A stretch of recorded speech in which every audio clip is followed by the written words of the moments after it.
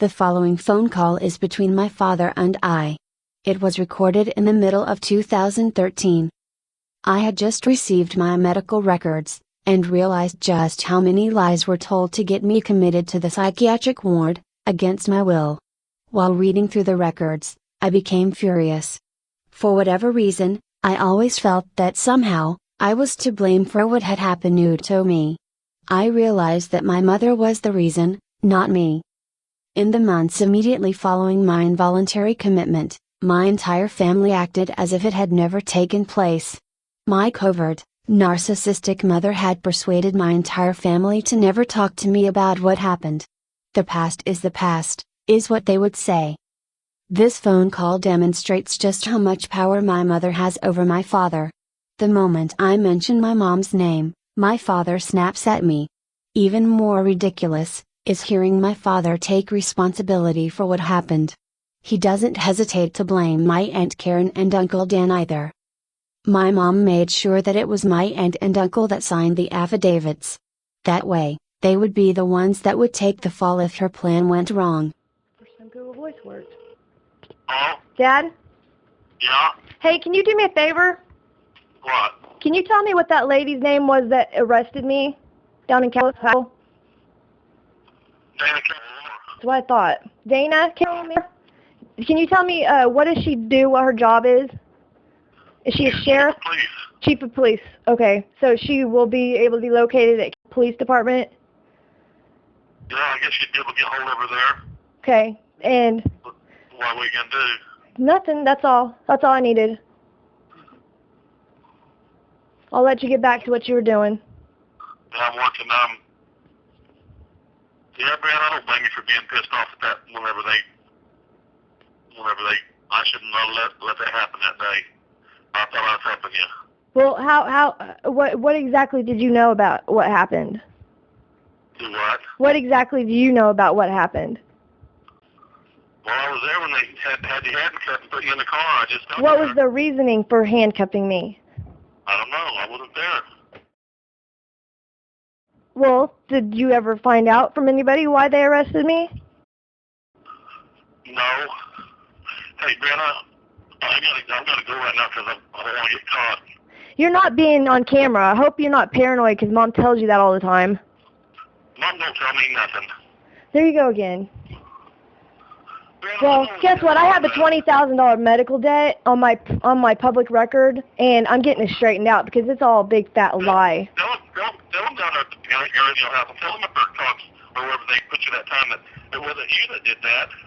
Well, of course it wasn't me. I didn't do anything. All I did is thought I would come home and say hi to you, and the next I know, I'm getting locked up for 5 days and getting body cavity searched.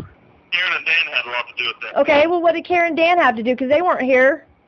I don't. There when that happened. What did they do? How did they have anything to do with it? They're the ones that signed the papers. Sign what papers? Mom had nothing. Mom had nothing to do with it. Is that what you're saying? I guess we all had something to do with it. But Did you sign a paper? It was Karen and Dan that was the one that went down to the jailhouse to sign the deal. And not Mom? Not Mom? No, because Mom stayed at the house with me. And you never, not even at 5 o'clock at night, she ever left? Do what? Not even at 5 o'clock at night did she leave to go fax some papers from the clinic? No. Karen and Dan was the ones that done that. Well, what Mom said, she said she almost got fired for it. I don't know. I don't remember it. She said she got caught red-handed. That's what she told me. Oh, I almost, that day that you went to the hospital, I had copied your records. Did I ever tell you about that? No. And I thought Terry was going to fire me over it. For what? Why? Well, because I thought, because we had talked about going to the emergency room and doing that way to see if we could get you on Medicaid and kind of get you in the system so that you could see a doctor, remember? And I had made copies, several times, several visits.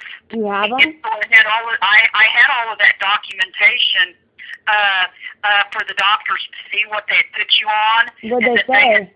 I think you know, as far as, you know, like for the anxiety, and one of them had doubled your dose of Xanax and put you on Klonopin too, and then you were taking the antidepressant and all of that kind of stuff. Well, I'd made copies, and when you went to the hospital that day, they went with you.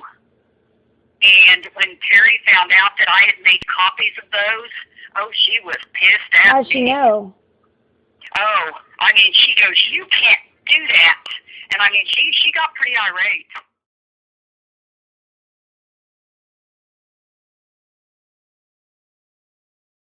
Well, I don't know. I have to ask her about that.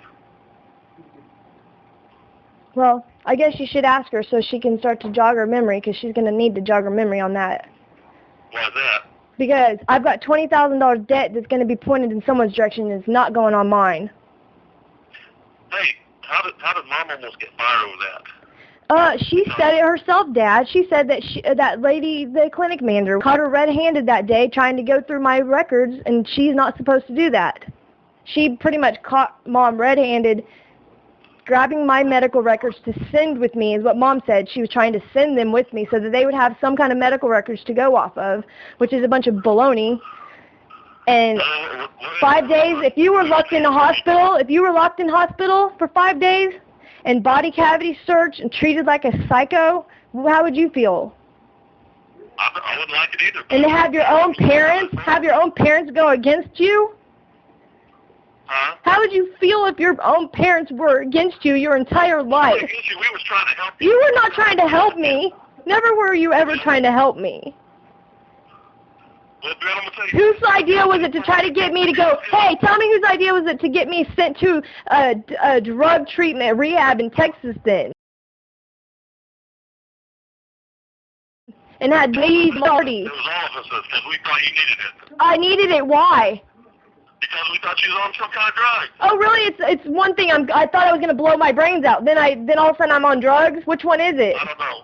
I've not been around you, so I don't know what the hell. Well, of course, no. It's a good thing because you know what? That's the only way I can recover. It doesn't matter anymore because you don't care anyways. Last time I talked to you was 2 months ago. It doesn't even matter. You could care less about me. You could only care about Brittany, and that's it. Okay? I'm not your daughter. I'm not your daughter. You have one daughter, and that's Brittany. I'm not your daughter.